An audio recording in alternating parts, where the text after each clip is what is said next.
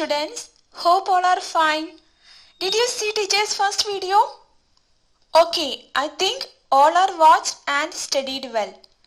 Did you do the exercise? Okay, I hope you all are ready. Now we can move to the remaining part of our unit. In the first part, what have we studied? Okay, about fibers, types of fibers, synthetic fibers, yes, polymers and types of synthetic fibers, especially rayon and nylon, right? Yes, now in this video, we are discussing about the following points. First one, types of synthetic fibers, polyester and acrylic. Okay, in the first video, in the first part, we discussed about two types of synthetic fibers, nylon and rayon. The remaining third one, polyester, and fourth one, acrylic. Okay, understand? Then, advantages and disadvantages of synthetic fibers. Then, characteristics of synthetic fibers. What are the characteristics? Okay, fourth one, plastics. And the last one, types of plastics.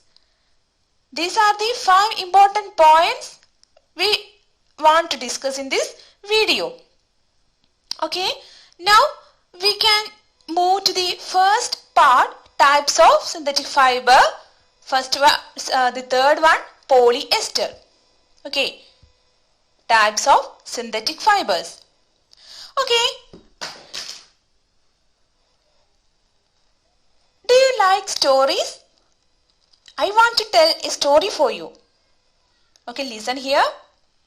Okay, Achu and Abhi are studied in the same class. Okay, then they studied well. They are very brilliant students and they won the first prize in a science quiz competition that held at their school. Okay, they were very excited and decided to use the prize money to buy clothes for their parents. When they saw a large variety of cloth material, they got confused.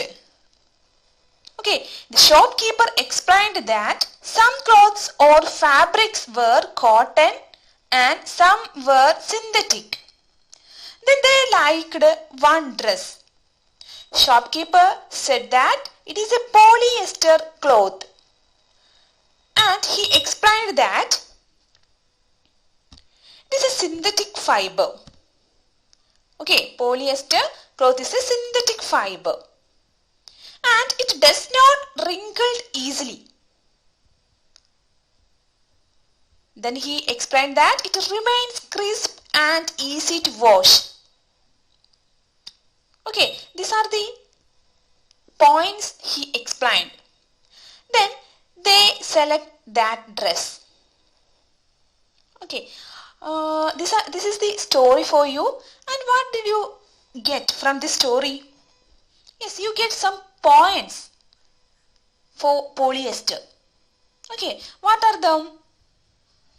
Polyester is a synthetic fiber. You know that it is made by human beings, right? Yes, it does not wrinkle easily. What do you remember wrinkled?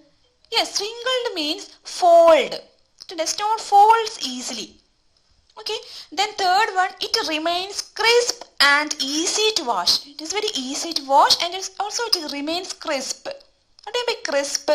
Yes, it is dry, right? So, due to these properties, the 3 properties, it is very suitable for making dress materials. For examples, polyester. Some examples for polyesters are terylene and PET.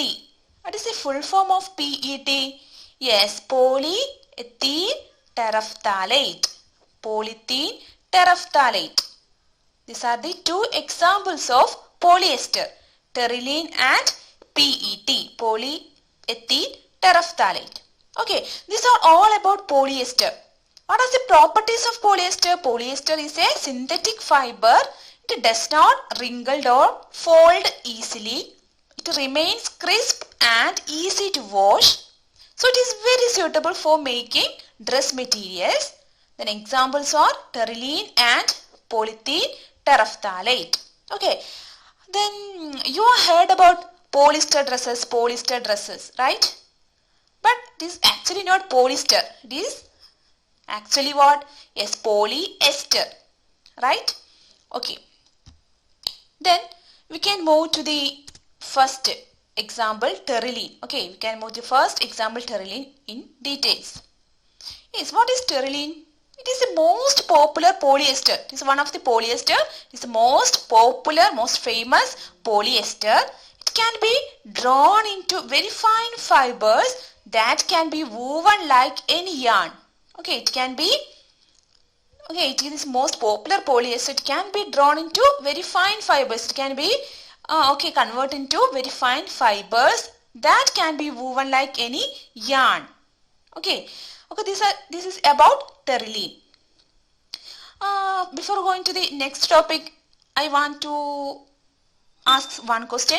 If you have any polyester dresses, yes, now so you can check the above characteristics. Okay, now you can check these characteristics. Is your polyester dress is wrinkled easily, or it remains crisp or easy to wash? Okay, then we can move to the second type polyester. Second example, polyethylene terephthalate. Okay, PET. What is the full form of PET? Polyethylene terephthalate. Okay, it is a familiar form of polyester. We know that is a polyester. It is a familiar form of polyester.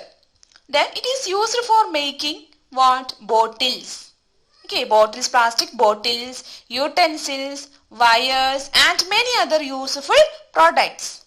Okay, these are about polyethylene terephthalate. Okay, then another important point is that polyester, that is poly plus ester. It is actually polyester. It is actually made of the repeating units of a chemical called an ester. Yes, we know that polyester is a synthetic fiber. This synthetic fiber is what?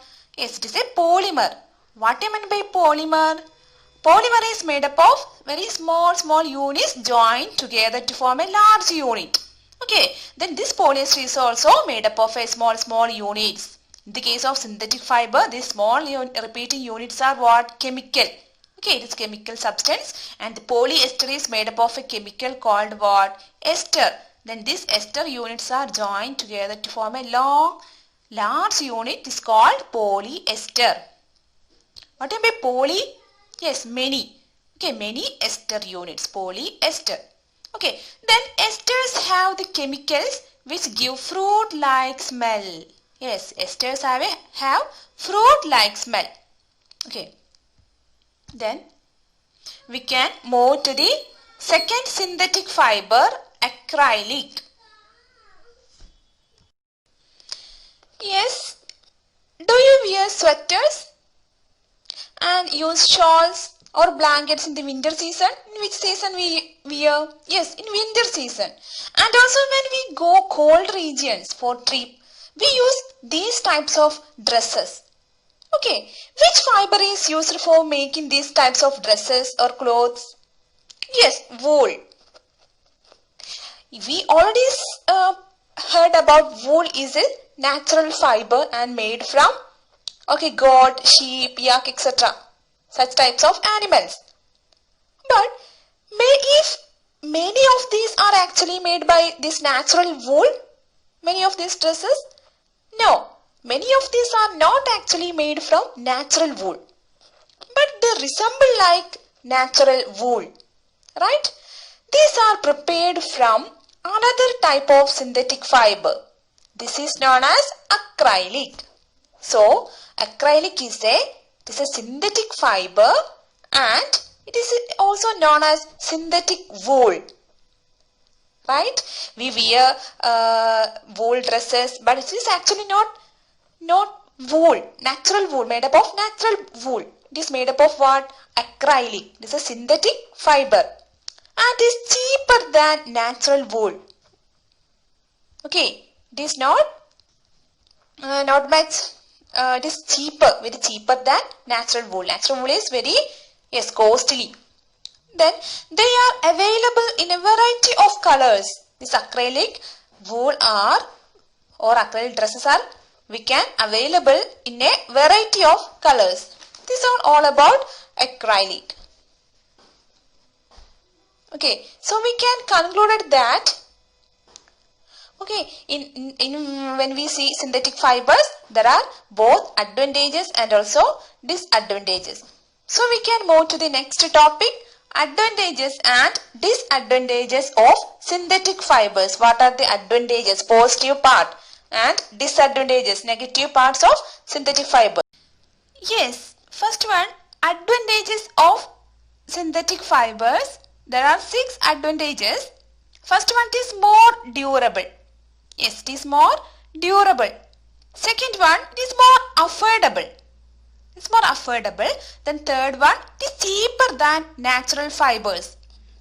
When we notice natural fibers, it is very costly. Okay, but these synthetic fibers are very cheap. So it is cheaper than natural fibers. Then fourth one, it is easy to dry. We can dry natural fiber dresses very easily. Okay. Then fifth one is readily available. They are readily available in the market. Then sixth one, easy to maintain. We can maintain very easily. Okay, these are the 6 points, 6 advantages of synthetic fibers. And what are the disadvantages? There is only one disadvantage. Okay, it melts on heating. Okay, it melts on heating.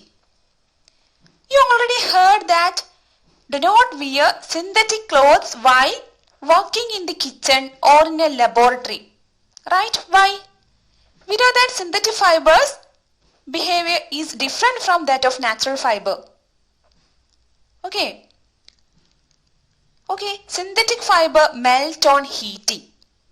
If the clothes catch fire, the fabric melts and stick to the body of the person wearing it. So it is very dangerous. So we can say that one disadvantage of synthetic fiber is it melts on heating. This is a very important point.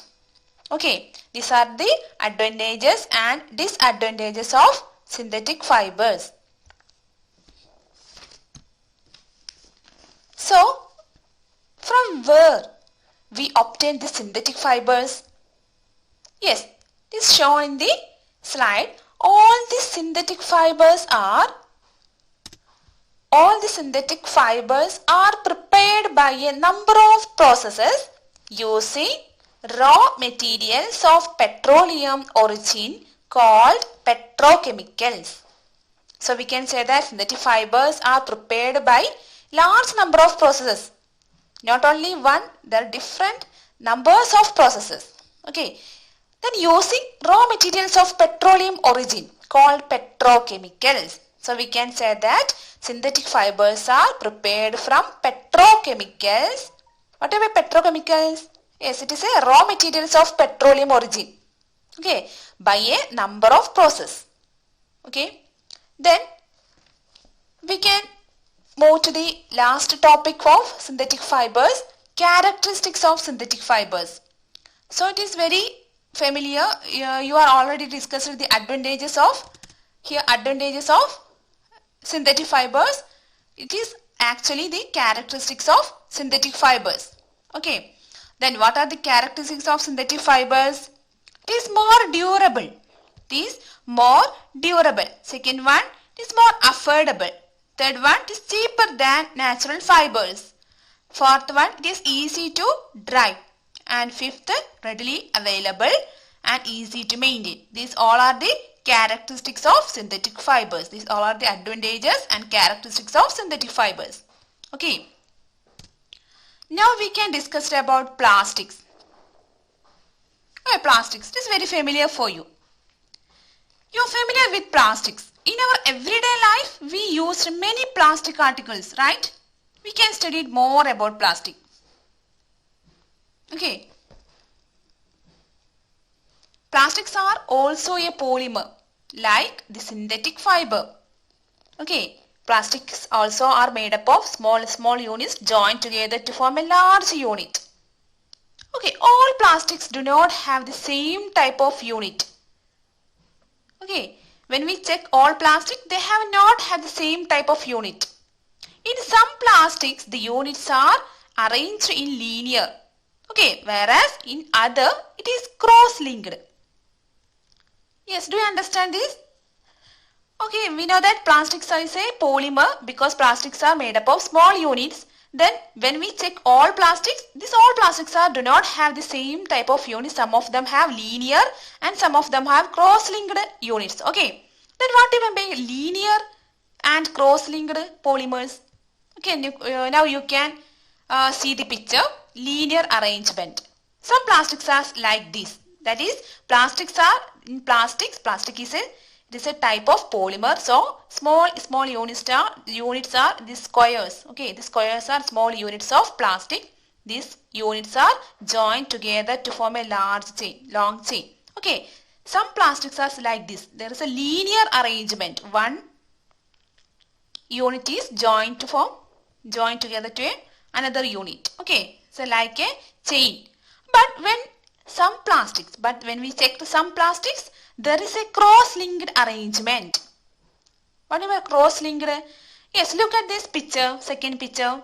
Here one unit is joined together with only one. No, there is here one, here one. So we can say that one unit is joined with 4 other units. It's a cross-linked arrangement.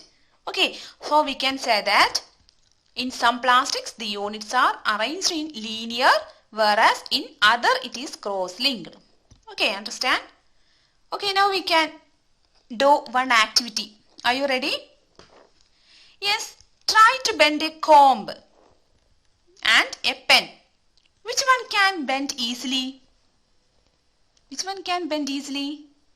You will observe that some plastic articles can bend easily. For example, comb and some scale, right? They can bend easily. But when we bend some plastics like pen, etc., we are very hard to bend, right? It cannot be bent easily. So we can classify plastics into 2 types. Okay, which are them? Types of plastic, which are them thermoplastic and second one thermosetting plastic.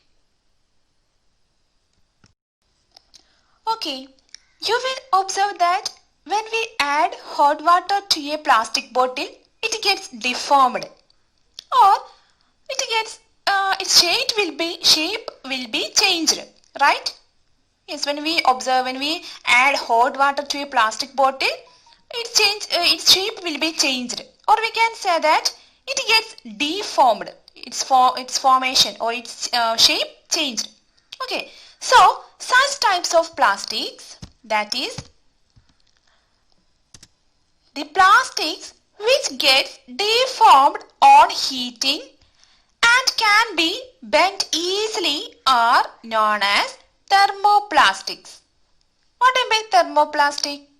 The plastics which gets deformed. What do you mean deformed? Shape change, right? Change. The shape will be changed on heating and can be bent easily, are known as thermoplastics.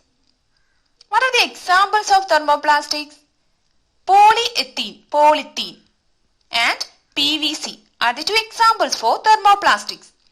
Yes, what are the uses of thermoplastics? They are used for manufacture of toys, combs and various types of containers. Okay, these are all about thermoplastics. The plastics which gets deformed or the shape will be changed on heating and it can be bent easily, are known as thermoplastics. And they are used for manufacture of toys, combs and various types of containers because they can be deformed on heating and can be bent easily. Examples are polyethylene and PVC. Polyethylene and PVC. Okay, then we can go to the second type of plastics called thermosetting plastic.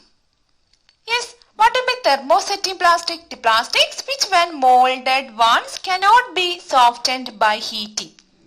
Okay, here thermoplastic can be deformed easily and also on heating, and also it can be bent easily or called thermoplastic. But in the case of thermosetting plastic, we cannot be softened by heating. Okay, when it molded once, it cannot be molded, it cannot be recycled. Okay, it is known as thermosetting plastic. It cannot be, when molded once, it cannot be softened by heating. For example, bakelite and melamine.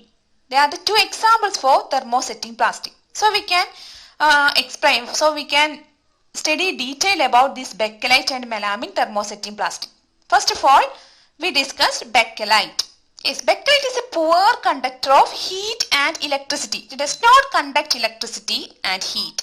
So it is used for making our switches, electrical switches, handles of various utensils, etc. Yes, so here one question is that why we use this bakelite for switches, for making switches? Yes, but because it does not conduct electricity, right? Yes, why we used this bakelite for making utensils, various handles of various utensils? Yes, because this bakelite is a poor conductor of heat. So we use this bakelite for making handles of various utensils, right? Okay.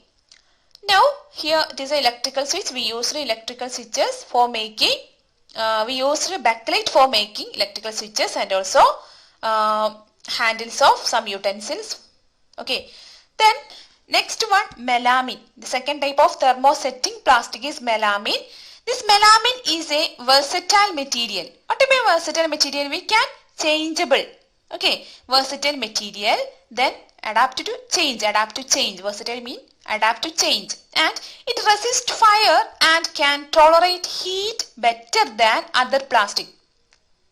It resists fire. This melamine resists fire and does not. Okay, it tolerate heat. It does not conduct heat better than other plastics.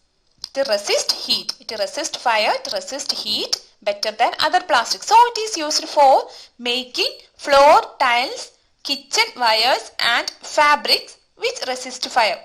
Okay, it can be used for making floor tiles, kitchen wires and fabrics which resist fire. These are all about the two types of thermosetting plastic, bakelite and melamine. So our important points are, our important points are discussed here. And then we are moving to the last session of this part. Exercise. You should write this exercise in your notebook. Okay. Then first one, synthetic fibers are synthesized from raw materials called dash. In which raw material synthetic fibers are synthesized? Second one, like synthetic fibers, plastics is also a dash. Third one, explain the difference between thermoplastic and thermosetting plastic. Okay, what do you mean by thermoplastic? What do you mean by thermosetting plastic? Their difference, their properties, etc. are included in this. Okay. Then fourth one, write the disadvantage of synthetic fiber. There is one disadvantage. What is the disadvantage of synthetic fiber? Fifth one, what are the characteristics of synthetic fibers? This is all about this video. Thank you.